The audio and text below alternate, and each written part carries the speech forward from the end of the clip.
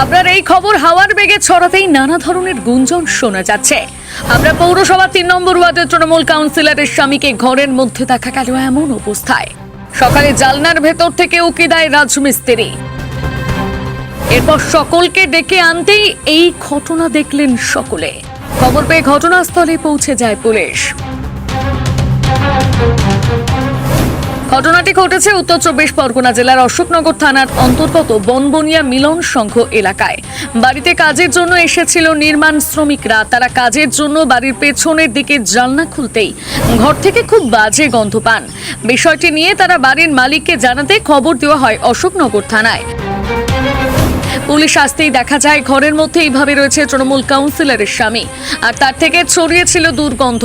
কার্যত বলা যেতে পারে একেবারে ভাড়া বাড়িতে রহস্যময় মৃত্যু হাবড়া পৌরসভা 3 নম্বর ওয়ার্ডের কাউন্সিলর রুমকি সরকারের স্বামী রাজীব সরকারের।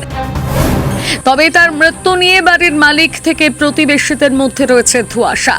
জানা যায় 47 বছরের রাজীব সরকার এই ভাড়া বাড়িতে নিজের মতো থাকতেন। লোকজনের সঙ্গে তেমন কথাবার্তা বলতেন না। স্থানীয় সূত্রে জানা যায় তাকে শেষ দেখা গিয়েছিল দিন 3 আগে। ঘরের মধ্যে কিভাবে মৃত্যু হলো তা নিয়ে অবশ্য নানান গুঞ্জন চলছে এলাকায়। আমি কাজের থেকে বাড়ি এসে বাথরুমে স্নান করতে ঢুকেছি। মিস্ত্রিরা বাইরে রং করবে, সলিউশন করবে, তার জন্য সলিউশন গুলিয়ে পিছনে ভাড়া মাচা করেছে। তখন ওরা উপরে উঠছে, দেখছে ভীষণ দুর্গন্ধ। তখন ওরা জানলাটা ধরে উপরে উঠতে গেলে তখন জানলাটা খুলে থাকে ভিতরে এরকম হচ্ছে। তখন ওরা তাড়াতাড়ি নেমে এসে আমাকে জানালো। আমি তাড়াতাড়ি কি অবস্থায় ছিল ওনারা দেখলো, বললো ভিতরে মনে হচ্ছে কেউ মারা গেছে বা মরে পড়ে আছে। তা আমি ওটা দেখতেও জানি, মানে উপরে গেলাম দৌড়ে। তখন ভিতর থেকে তো দরজা লক ছিল। আমি সাথে সাথে অশোকনগর থানায় ফোন করলাম। কি নাম ওনার? ওনার নাম রাজীব সরকার। তবে রাজীবের মৃত্যু নিয়ে বিজেপি নেতা পার্থ প্রতিম সরকার তুলে দিলেন একাধিক প্রশ্ন। আজকে রাজীব মারা গেছে, এটা খুবই দুঃখের। আমার অনেকগুলো প্রশ্ন রয়ে গেল। প্রশ্নটা হচ্ছে, দীর্ঘদিন ধরে ওদের পারিবারিক স্বামী স্ত্রীর সম্পর্ক নিয়ে একটা গন্ডগোল চলছিল। রাজীবের স্ত্রী তৃণমূলের 3 নম্বরের কাউন্সিলরে হওয়ার পর থেকে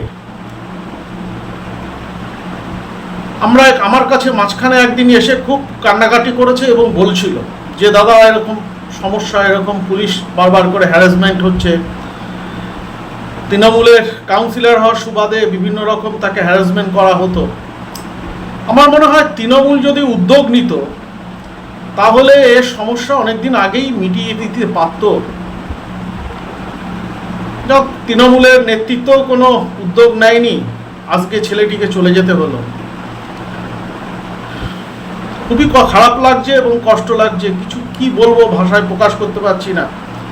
একটা মর্মান্তিক ঘটনা আজকে আপনারা আমার শোনালেন, বললেন। আমরা বিজেপির পক্ষ থেকে চাই উপযুক্ত তদন্ত হোক।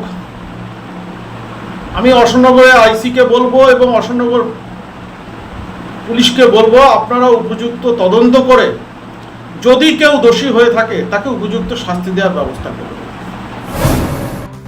কি কারণে মৃত্যু তা এখনো পর্যন্ত জানা যায়নি। গোটা ঘটনা তদন্তে নেমেছে পুলিশ।